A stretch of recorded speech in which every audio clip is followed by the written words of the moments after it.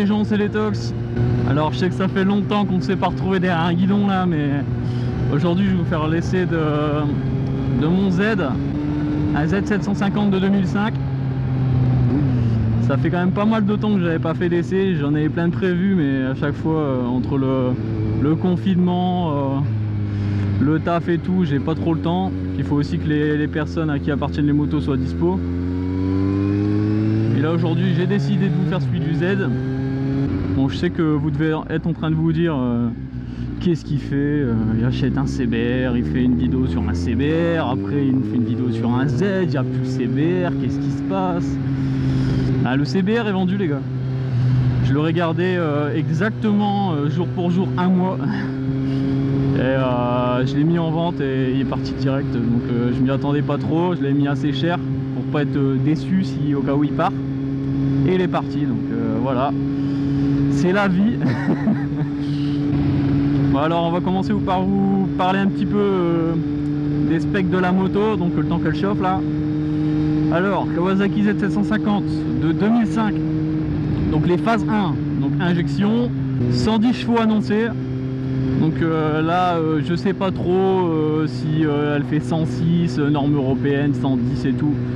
Je pense pas que ça doit avoir une grande différence, mais bon, dans le cas je m'avance pas, on va dire 106, donc 106 chevaux en full. Faut savoir que cette moto elle a PSB-1, donc une dent en moins au pignon, donc surtout vous fiez pas à la vitesse compteur parce qu'elle est faussée de ouf.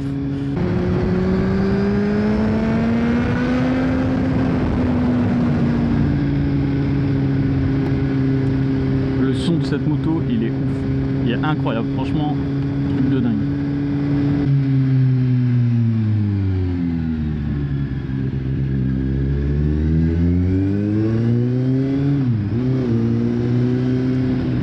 On va se faire le même petit chemin que d'habitude, donc on s'arrêtera à mon petit pont habituel en espérant pas me faire jarter comme la dernière fois, pour vous la présenter de l'extérieur. Donc là vous pouvez déjà voir que j'ai un indicateur de rapport engagé, donc je ne connais pas la marque, c'est juste marqué Kawasaki dessus.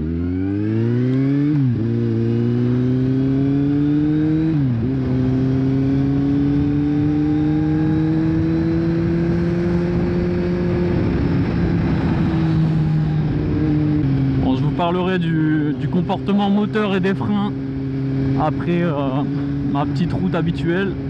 Ça sera beaucoup plus parlant que des mots. Donc n'oubliez pas, la moto a PSB-, donc elle accélère plus fort qu'une moto d'origine, elle prend moins de pointe. Donc ça peut fausser un petit peu.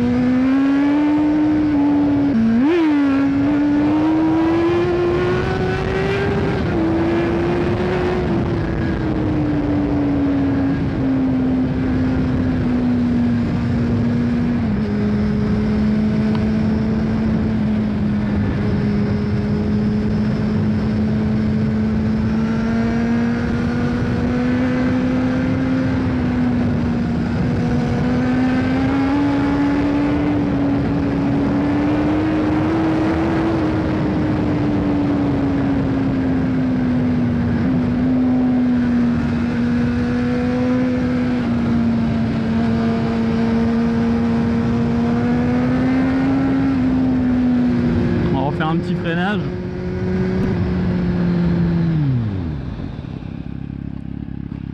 Bon, comme vous voyez, ça s'arrête net, hein.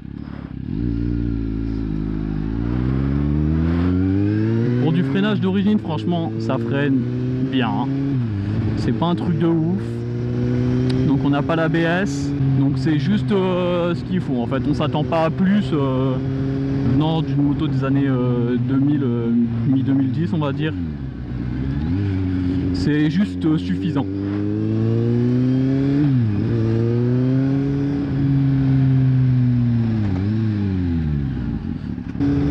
J'espère qu'on m'entend avec le bruit de la moto, parce que franchement j'ai des gros doutes.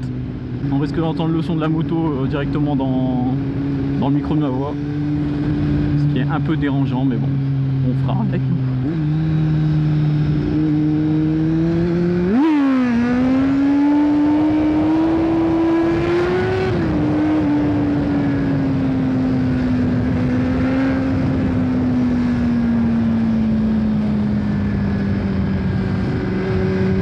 Bon, pas besoin de vous faire de dessin, hein. Je pense que vous avez compris, ça allait facile. Donc en plus avec la dans mon opinion, franchement c'est un truc de dingue. Elle a un couple par rapport à ce que j'ai essayé pas mal de 4 cylindres 600, bah, dont la CBR que j'ai eu juste avant. Et franchement, en partant de la CBR, je me suis dit non, pas un 4 cylindres. Parce que ça m'a trop... En fait, le CBR, j'étais beaucoup trop frustré. Donc on n'a pas de couple, obligé d'être toujours cherché en haut. Franchement, c'est casse-tête. Et là, franchement, sur celle-là, mais c'est régal, quoi. Franchement, t'as du couple, de la longe, t'as un peu de tout, quoi.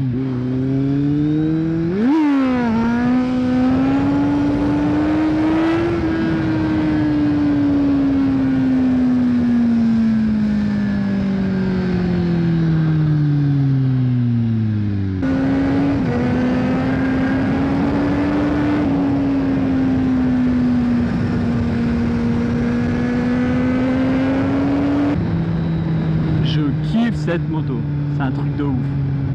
Franchement, j'aurais jamais pensé qu'il fait un 4 cylindres autant, parce que tous les derniers que j'avais testés, franchement, ils m'ont pas déçu, mais en fait ils m'ont frustré, parce que vous avez quand même pas mal de puissance sur un 4 cylindres, mais c'est très haut perché, surtout sur des transmis d'origine, et c'est difficile d'exploiter ça en fait sur route ouverte, quoi, parce qu'on peut pas toujours rouler non plus par exemple sur le CBR.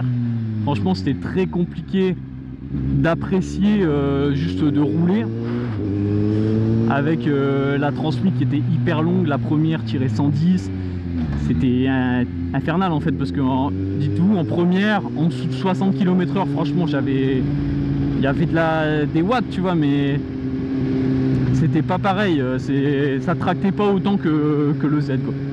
Après, pour parler un petit peu plus du moteur du Z, donc faut savoir que c'est un bloc de ZX9R, donc qui a été rechemisé en 750. Donc c'est le même bloc que vous avez sur les Z1000 au final, sauf que là il développe beaucoup moins de puissance et beaucoup moins de couple aussi. Mais c'est ce qui fait aussi que pour un 4 cylindres ça tire quand même vachement tôt, et qu'on n'est pas obligé d'aller chercher des tours de ouf, quoi. Regardez, là je suis en 4ème à 4000 tours.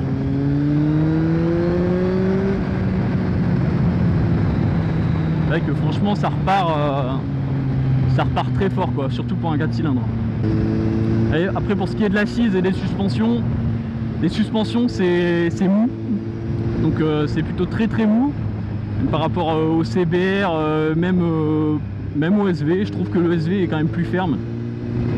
Mais c'est ce qui fait aussi qu'elle est hyper confortable en fait. Vous roulez sur route, franchement, c'est agréable de rouler à des vitesses, à des basses vitesses, enfin, parce qu'elle absorbe bien les trous. Franchement, vous êtes bien assis, bien droit. Après, celle-là, elle a un guidon street. J'ai jamais testé en guidon normal. Moi, je l'ai directement avec le guidon street. Moi, je l'ai remis juste un petit peu vers moi, vu que j'ai un petit peu les petits bras pour être un peu plus à l'aise. Ah, frérot, reste sur ta route là. Mais ouais, vous êtes super bien assis, quoi. Après, en duo, franchement, je conseille pas. Pour la petite anecdote, quand j'étais voir la moto, le propriétaire ne voulait pas me faire essayer. J'ai donc dû monter derrière lui. Alors frérot, je peux te dire que des motos, je suis monté derrière beaucoup de motos. Quand j'étais jeune, j'avais pas le permis, je posais mon cul sur celui qui voulait me prendre. Mais alors le Z, mais t'as même pas idée, c'est infâme. Comme position, franchement, c'est infâme. On a fait 10 bornes.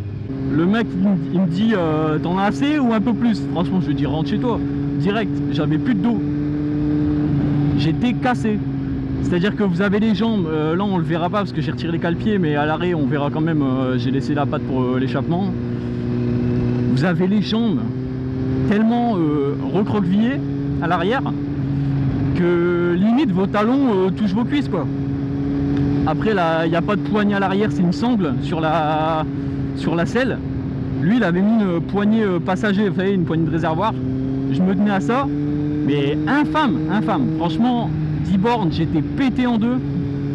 Donc c'est vraiment pas une moto que je conseille si vous comptez traballer Simone. Parce que franchement, elle va douiller quoi. Mais sinon, en solo, franchement, nickel. Je trouve que c'est un très bon compromis en fait en roadster si on veut pas mal de puissance mais qu'on veut garder du confort. Surtout pour les prix auxquels vous les trouvez maintenant quoi. Parce que c'est une moto qui a une bonne réputation. De toute façon je pense que je vous apprends rien. Elle a une réputation de moto de kéké. Et je peux comprendre franchement. Parce que le bruit qu'elle fait, ça te donne envie de faire le con H24 en fait.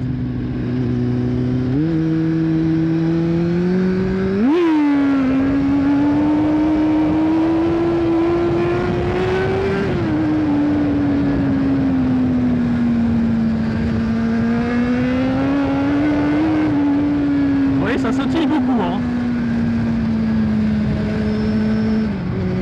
Ah, aussi un des gros défauts que j'ai trouvé sur la moto quand je l'ai eu qui m'a fait, j'ai capté direct quoi, c'est le guidon. Après je pourrais pas vous dire que c'est un défaut sur toutes les aides, comme là il y a un guidon street, c'est possible que ce soit à cause du guidon street, mais vous avez énormément de vibrations au niveau des mains, surtout quand vous êtes à haut régime en fait. Dès que vous passez les 8000 tours, vous avez des bourdonnements quand la moto elle crépite un petit peu là. Franchement c'est infâme, vous avez ça dans les mains, vous faites surtout que là elle tire assez court, en 6ème à 130 on est à 6005 tu vois, donc c'est quand même assez élevé pour un 750 et franchement vous faites une demi-heure d'autoroute comme ça, c'est infâme. Donc moi ce que j'ai mis c'est j'ai pris de la vieille chambre à air et j'ai calé ça en dessous des pontées en fait, entre le guidon et les pontées, et ça atténue quand même vachement bien les vibrations quoi. Allez, on s'arrête, mon petit spot. Espérons pas se faire jeter comme quand on avait testé le Ninja. Alors voilà, donc le Z750 de 2005. Donc il a 45 000 km. Donc c'est les versions, vous avez encore le feu arrière des ZX6R, les premiers 636. Donc là vous avez les clignotants intégrés au feu. Donc ça fait une face arrière vraiment épurée. Et à l'avant par contre on a encore la vieille face avant avec le double optique. Donc il y a une bulle Air Max dessus, donc j'aime plutôt bien le look global. En plus comme elle est noire, c'est discret, c'est homogène on va dire. Donc simple fourche sur les phases 1. Donc dessus la personne précédente donc, à qui j'ai acheté la moto avait monté donc, le guidon street. Donc, comme je vous disais, moi je l'ai remis un peu en arrière pour être un peu plus à l'aise, mais lui il l'avait mis complètement en avant et j'aimais pas du tout. Il y avait une poignée de réservoir que j'ai virée. Et si ça c'est pas full kéké mon gars. Ouais, c'était déjà sur la moto donc je le laisse parce que voilà, il est propre, il est pas abîmé. Moi je m'en fous un petit peu. Mais bon, c'est vrai que c'est vraiment le cliché quoi. Z750 Monster, c'est la base quoi. Alors dessus vous avez un lèche-roue derrière AliExpress je pense, parce que j'ai vu les mêmes sur Ali. Moi j'ai monté le petit rétro qui va bien parce qu'il avait des énormes rétros, j'aime pas du tout, je préfère ça. Donc les clignotants avant sont d'origine. Donc la ligne, donc je pense que c'est un collecteur d'origine avec un Decata et le pot c'est un Fresco si je me trompe pas. Donc selon la, en fait il n'y a rien d'écrit dessus, j'ai juste une référence et ça me dit que c'est un Fresco de KTM 640 LC4. Pourquoi pas hein. En tout cas ça fait pas mal de bruit. Ouais, donc comme je vous disais tout à l'heure, là vous avez l'emplacement décalqué. Donc je sais pas si vous vous rendez compte hein. Je vais mettre mon bras peut-être. Voilà. Donc là c'est votre cul. Là c'est vos cuisses et là c'est votre pied. Je te fais pas un dessin, tu vois vite l'hernie discale qui se dessine quoi. Sinon pour le reste c'est fuel stock, donc l'indicateur de rapport engagé. Donc le compteur se présente comme ça. Donc ça me rappelle un peu le compteur de ma FZ6. Donc vous n'avez pas d'aiguille, vous avez le contour digital avec... c'est pas très lisible en fait, c'est ça que j'aime pas trop sur ce style de compteur. Par contre il est bien fourni en info, donc vous avez une jauge d'essence, les kilomètres/heure, donc vous avez quand même le contour ici. Même s'il n'est pas très visible, on se réfère plus au son du moteur. Ici le trip avec les boutons pour mettre l'odomètre, tout ça. La température moteur, très utile. Après, un classique quoi, voyant neutre, voyant de l'huile, les pleins phares. Si je les mets comme ça, non ça marche pas, faut l'allumer. Donc les pleins phares, les clignotants. Donc rien de bien ouf. Donc l'embrayage est à câble. Donc il y a encore les leviers d'origine, ça j'apprécie parce que souvent on a de la chinoiserie de ouf. Et je suis pas fan, je préfère les leviers d'origine. Sur la SV, je les avais changés parce que j'avais chuté, mais sinon j'aurais bien remis de l'origine.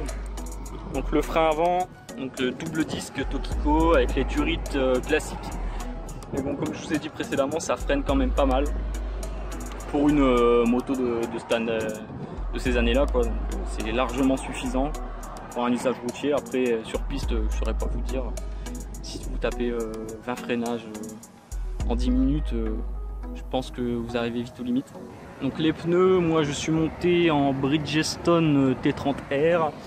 Donc c'est un pneu Sport Touring. Et franchement j'aime bien, c'est pas mal. C'est pas un truc de ouf, hein, c'est pas du S22 du Super Corsa, mais pour ce que moi j'en fais, moi je suis pas là à faire de la piste, à rouler comme un cinglé dans les virages non plus quoi. J'aime bien ça, mais je veux dire, je vais pas aller me foutre par terre avec. En tout cas j'essaye. Donc c'est largement suffisant, je trouve qu'ils chauffent vite, ils ont une bonne accroche. Pour moi ça me va. Après on a l'éclairage de plaque Rizomac avec le support de plaque inclinable Rizomac, incliné au max. Hein. Bien sûr tu connais la maison. On a retiré les cale-pieds arrière. Donc j'ai laissé suite droite, mais je pense commander une patte d'échappement qui vendent ça sur Ali là, à 20 balles. Là. Comme ça je pourrais tout virer. Et je lui rajouterai peut-être un capot de selle, mais c'est pas encore sûr. J'aime bien la ligne générale comme ça, même avec la selle, donc ça ne me dérange pas. Bon, voilà, en tout cas j'espère que cette vidéo vous aura plu. J'essaierai de reprendre plus régulièrement les tests. C'est vrai que je les ai laissés un peu tomber depuis 10 mois là. Mais je sais que ça plaît à quand même pas mal de monde et c'est quelqu'un qui veut acheter la moto sera toujours curieux de regarder. Je sais ce que c'est, on regarde tous les tests qui existent sur YouTube. Donc, maintenant vous aurez le mien. Si la vidéo t'a plu, n'hésite pas à liker, commenter, partager, tu connais. Et puis à t'abonner à la chaîne si tu veux être au courant des prochaines vidéos. Et nous on se dit ciao. Allez salut.